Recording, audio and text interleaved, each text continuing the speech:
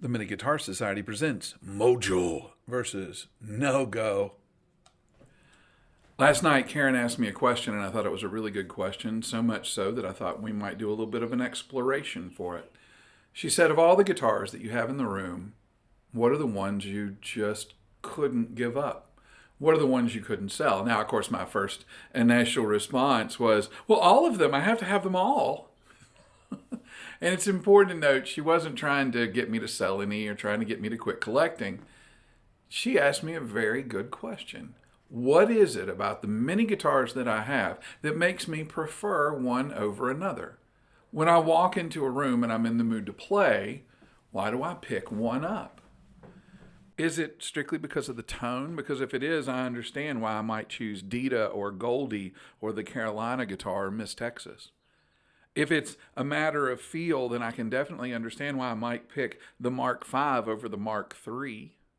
If I'm looking for that single coil kind of growl from the neck pickup, why do I pick up the Power Player? Why do I pick up Pauline and listen to that P90 in the neck just do that thing it does so well? What is it that makes me play that nylon string Cordoba a lot more often than I play my Baby Taylor? What is it? What is that indefinable, individual, independent, unique quality? Is it a combination of things?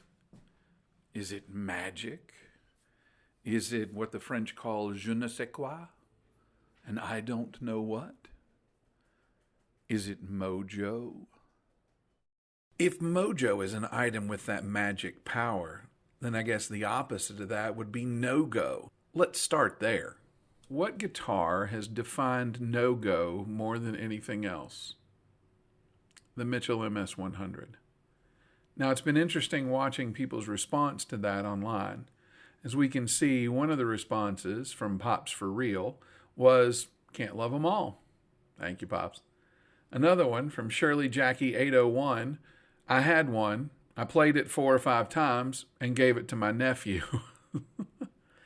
And then we've got Robert E. Mason that came in with this comment. I replaced the pickups and modified the bridge due to G-string intonation issues on mine. It may not be a stellar guitar, but my experience is far from yours. I wish you could just try it for comparison. Maybe you got a funky one. Maybe. Of course, my friend also loves that guitar. For him, mojo. For me, no-go. So let's see the list and let's go mojo or no-go. Now this is a simple matter of grade and pass fail. SP1, fail. Novago Mini, no. Mini 2 from Cordoba, yes. Ibanez EV14-0, yes. Taylor Baby, no. Taylor Mini, no. Black Star Carry-On, no. Hofner Shorty, no. Licks Pro 30, yes. Micro LP, absolutely. Vox Mark III, no. Vox Mark V, no. Vox SDC ones, both, yes. Mini Jazzmaster, no. Mini Stratocaster, yes. Mini Telecaster, absolutely. Epiphone Power Player, oh yeah. Ibanez Micro, now that it's Maestro, yep. Jackson Minion, no. Mitchell MM100, no. TD100, no. The blue one, yes. Now we get to the minis. All of them pass, except for red. That hurts. But it's not how I want to feel. It's how I feel about it. So now I look at the SX. Oh, this one's going to be hard. But yeah, I've got to fail it too, unfortunately. I've even worked on it, but I just can't seem to find that je ne sais quoi. The Fender American Standard Strat, this one hurts the most of all. No. G&L Doheny, no. Squier Stratosonic, no. Oh, Bob Gorley's guitar and the 2 Mini Strats are all no's. I'm really surprised that some of my no-goes don't have mojo. The biggest surprise to me is that American Standard Strat. I've had that thing for years. It's a very expensive guitar. It's a great guitar. It's a wonderful machine. Can't ask it to do anything that it doesn't do, and it's still a no-go. I don't understand why none of the Jazzmasters, either the Squier Mini Jazzmaster or the CNZ Audio Mini JM, didn't make the list. I don't understand why some of them did. That Micro LP Junior, the Samick, that's an awful guitar, but I love it. I reach for it all the time. The Black Star Carry-On sitting next to it, much better guitar, but it's a no-go. Got no mojo. The Mark III, got no mojo. The Hofner, even though I've converted it to a baritone, no mojo, so no go. Yet this, the Licks Pro 30-inch Tex-Mex pickups, brass saddles, and for some unknown reason I put Wilkinson Easy Lock tuners on it. I got mojo. Mark V, great little guitar. Absolutely love it. Never play it. These Vox SDC ones, now that they've been converted, absolutely love them. I don't understand it. That je ne sais quoi. I've got 6 Squire Minis. Red doesn't make the cut. Carolina does. Dita does. Jiminy does. Goldie does. Miss Texas does. The other one, not so much. The Mitchell TD100, 2 identical guitars, blue one and an orange one. The blue one's got the different pickups in, got mojo for days. This one, no go, no mojo. The Epiphone Power Player Les Paul, gorgeous, easy to play. And with those P90-esque pickups, mojo. The Minion, stock pickups, great guitar, very versatile, does what it does very well. No mojo, so it's a no-go. I still don't understand it. I guess there's only one guitar, though, that really would help me kind of discover it, and I'm kind of surprised by it. The Ibanez Micro. This was a guitar that had no mojo, yet now it's a definite go. What's the difference? All right, the Micro is very, very similar to the way it was. It has Filtertron pickups, which I had to modify the pick guard in order to put in. The electronics, as far as the pots, are the same. It has a heavy-duty case 3-way switch as opposed to a 5-way switch.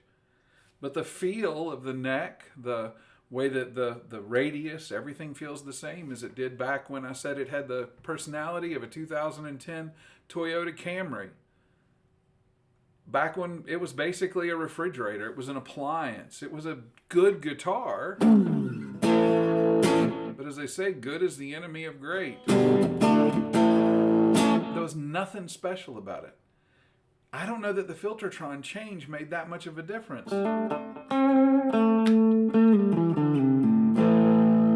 It still gets to that right to the edge breakup. Still very clean.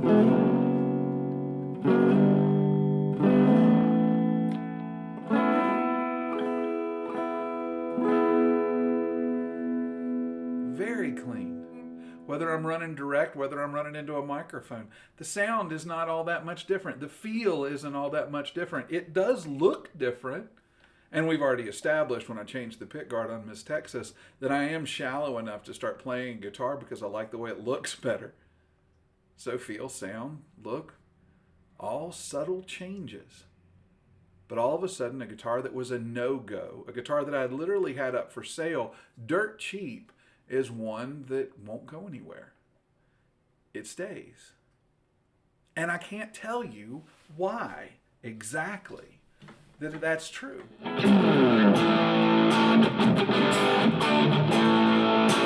Only that it is true.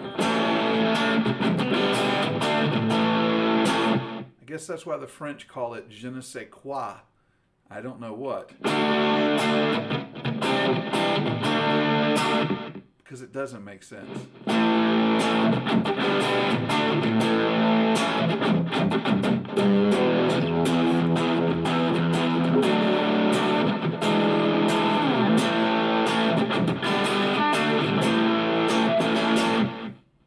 Then again, if it made sense, would I have a room full of guitars?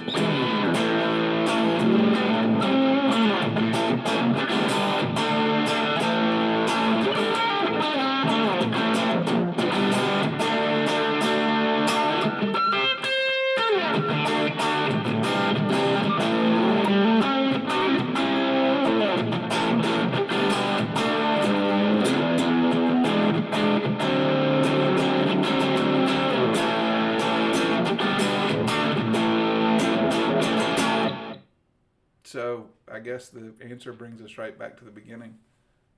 I want them all.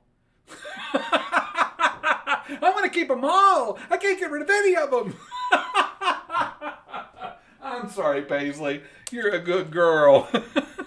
Come here. Good girl, come here.